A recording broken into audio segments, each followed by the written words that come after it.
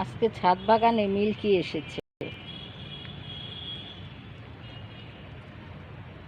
আমি অনেক আগেই এসেছি, পরে শুনি ওর কান্না।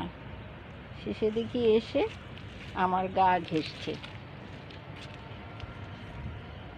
পেঞ্জিয়ার কথা মনে পড়ে গেল।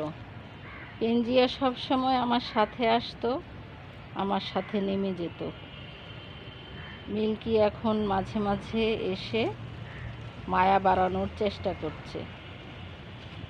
ও এখন আমার ছাদ বাগানের গাছপালা শুকে শুকে দেখে পরীক্ষা করছে। মিল্কি, কোথায় যাচ্ছ?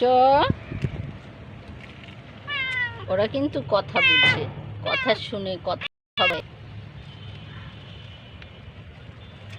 মিল্কি, হ্যাঁ বাসায় যাব। হ্যাঁ বাসায় যাব। এত গাছ পরীক্ষা করতে হবে না, চলো। সকালে দেরি হয়ে গিয়েছে, গাছের পরিচর্যা করতে এসেছিলাম আরো অনেক আগে।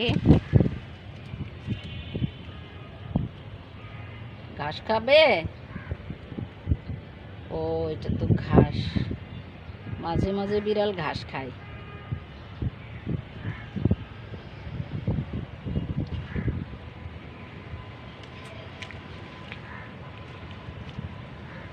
ও একাই উপরে আসে, একাই নিচে চলে যায়, কিন্তু ছোট ছোট বাচ্চাগুলো একা আসতে পারে না।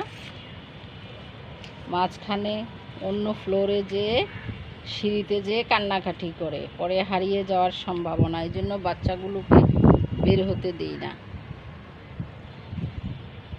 বড় বিড়াল একাই আসে, একাই যায়। মিল্কি, আচ্ছা আমরা যাব। হ্যাঁ।